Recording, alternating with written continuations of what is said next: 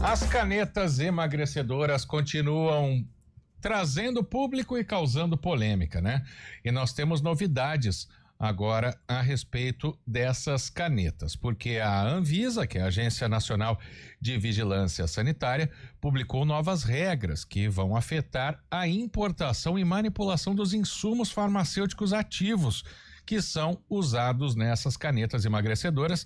São várias marcas aí, né? Nós vamos tentar entender agora com a médica endocrinologista da AFIA Vitória, a doutora Marina Cunha, que é professora também de endocrinologia. Doutora Marina, muito boa tarde, seja bem-vinda. Boa tarde, queria agradecer o espaço e a oportunidade em nome da AFIA Educação Médica de Vitória, para estar aqui falando um pouquinho sobre esse novo posicionamento da Anvisa. AFIA. Bom, então vamos lá. Foram todas as canetas manipuladas que foram proibidas? Eu faço essa pergunta por quê? Porque tem muita gente que está usando já, né? Até toda a regulamentação está acontecendo por causa disso, mas não é tão radical assim como a gente está pensando? Não. Então, o que a Anvisa trouxe agora em nota é que o que está proibido é a substância da semaglutida. Então, apenas essa está vedada de importação e manipulação. Dentre as canetas emagrecedoras, a gente tem também a liraglutida, que é diária, essa semaglutida é semanal, né? O nome comercial é o Ozempic Goff, que é o que está disponível pela indústria farmacêutica, e tem a tirzepatida, que é outra caneta que eu gosto de chamar mais de anti-obesidade do que emagrecedora. Essa, ela não foi vedada a importação, mas foi botada várias regras para aumentar a fiscalização, porque o que a Anvisa preza principalmente é a segurança do paciente. Doutora Marina, boa tarde. E por que a semaglutida, né, que você citou, ela não pode ser manipulada? Quais são os riscos, né, em relação a isso? A molécula da semaglutida, ela sofre um processo de síntese muito tecnológico através de ser vivo, e essas manipulações não conseguem mimetizar a tecnologia que é feita, já fiscalizada através de grandes estudos científicos, pela a versão industrializada. E qual o problema disso? Da gente não conseguir garantir que essa molécula seja igual? Esse pode levar a complicações graves, desde ou subdose, que não vai funcionar, ou uma dose maior, o risco de contaminação por micro-organismos ou qualquer impureza, e também o uso crescente fora do controle médico. As pessoas estão usando sem o acompanhamento, o que torna esse tratamento irresponsável. Além disso, se basicamente alguém que está usando o manipulado tiver um efeito adverso, a gente não consegue rastrear de onde veio, porque não tem uma vigilância sanitária por trás. Então é difícil de notificar, de responsabilizar as pessoas caso esses pacientes tenham algum efeito adverso grave. Bom, e você está explicando também, doutora, o que motivou essa decisão, né? Até porque as prescrições acabam sendo extremamente perigosas, né? Se não tiver o acompanhamento clínico correto, essas canetas vão trazer muito prejuízo para a saúde das pessoas. Exatamente, então riscos como pancreatite, constipação, até obstrução intestinal quando a dose está maior do que o recomendado, ou até a pessoa a perder o dinheiro porque está com uma subdose, um remédio que não tem a quantidade adequada, e a falta do acompanhamento. E o que os médicos dizem, né, doutor, e até a sua opinião também aqui pra gente ao vivo a respeito dessa decisão? De fato, ela protege aí a saúde dos pacientes, minimiza esses riscos que você citou?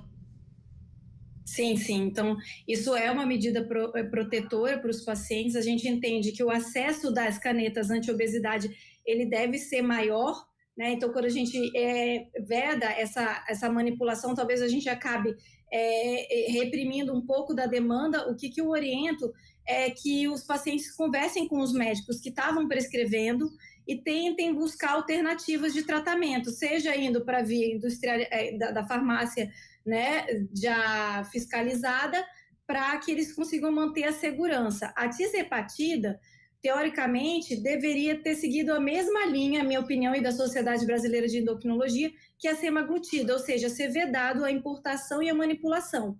Mas, de qualquer forma, a Anvisa pediu uma maior regulamentação dessa tirzepatida. Então, quem está usando, conversar com o médico, pedir informações da indústria, da farmácia de manipulação que está fornecendo essa medicação para manter a maior segurança mesmo do medicamento. Nosso ouvinte, a Eliane, faz uma pergunta aqui. Não ficou claro que a proibição da semaglutida é apenas para manipulação. As canetas que são de laboratório, elas não têm essa proibição, doutora Marina? Não tem. Inclusive, uma paciente me mandou mensagem preocupada, achando que a caneta que é produzida pela indústria farmacêutica também estava proibida. Não, ela segue, tem segurança, tem estudo clínico robusto e pode ser usado para tratamento de obesidade e diabetes, tá? Então, a que é comprada na farmácia não tem essa restrição. Doutora, trazendo aqui o nome comercial, né, para facilitar a compreensão também do nosso ouvinte, a gente está falando de manipulações do Ozempic, por exemplo, do Mounjaro. Esses têm a manipulação proibida, é isso? Na verdade, o que tem a manipulação proibida é o Ozempic e o Wegovy, que é a semaglutida. O Mounjaro não foi proibido a manipulação, mas está tendo agora uma fiscalização mais de perto. A gente acredita que ele deve ser proibido também e que a gente tem que aumentar o acesso a essa medicação por vias seguras. Então, claro que a gente entende que é preciso também que tenha maior fornecimento dessas medicações para as pessoas. O que eu oriento é quem usa o manipulado do Mounjaro que pergunte de onde vem, se tem lotes, se tem segurança, se a farmácia que manipula ela está seguindo as regras sanitárias para garantir a segurança, né, conversando com o seu médico. Agora, doutora, essas canetas das marcas aí citadas, né, são caras, não é todo mundo que consegue ter acesso a essas medicações. Então, por outro lado, aquele paciente que utilizava a versão manipulada, às vezes pagava mais barato, tinha um acesso aí mais facilitado, né? Isso pode dificultar também alguns tratamentos? Sim, infelizmente, isso é uma medida, mas considerando o risco-benefício, né, e a segurança ficando em primeiro lugar, a gente entende que essa é a melhor medida.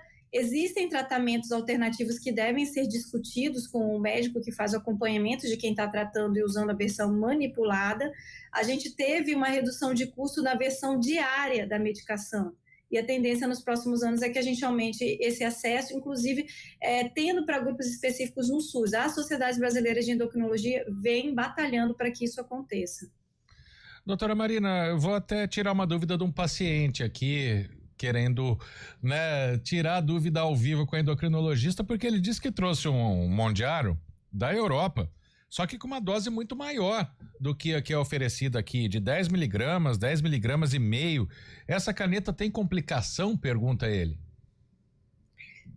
Não, porque estava tendo esse processo de importação, garantindo a temperatura, a qualidade, vindo de uma caneta que é produzida pela indústria farmacêutica, que sofreu todo esse ajuste de segurança, de estudo clínico, comprovando eficácia. Então, essa caneta ela pode ser titulada, apesar dele ter encomendado uma dose maior, dependendo do formato que é injetada a medicação, ele pode titular, ele não tomaria de 10 miligramas, mas ele tomaria dose menor.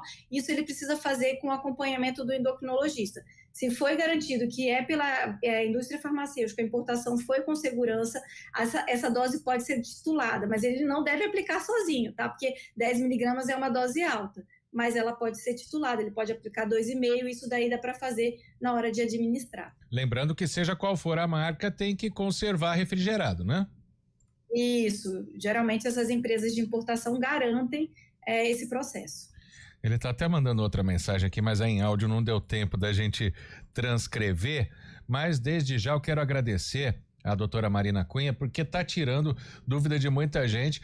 O remédio manipulado não é só a questão do laboratório, né? É a questão, ele disse que comprou lá, veio congelada, com temperatura baixa, tá tudo, eu acho que foi tudo em cima do que você falou, doutora, mas o remédio manipulado muitas vezes ele tem um efeito também um pouco menor, de baixa absorção, é isso que acontece? Isso, às vezes baixa ou até maior absorção. Muitas vezes ele não tem como garantir a mesma eficácia. Pense num laboratório bem grande, robusto, com toda a tecnologia para fracionar, e outro que é menor e que não tem materiais nem máquinas suficientes para garantir a quantidade, nem para mais nem para menos. Tá certo. Doutora Marina Cunha, é endocrinologista, professora de endocrinologia da AFIA Vitória. Muito obrigado pela participação com a gente aqui, muitos esclarecimentos, porque tem muita gente usando essas canetas e aí quando chega alguma mudança o paciente fica meio apavorado. Então, muito obrigado por nos atender e tirar as dúvidas aqui no Estúdio CBN. Obrigada a vocês. Muito obrigada, doutora. Agora 3h50, a gente segue falando sobre saúde, agora falando aqui de Campinas. A cidade confirmou mais 3 mortes por gripe nesse ano. Lembrando que a vacina segue disponível nos centros de saúde. Desde janeiro.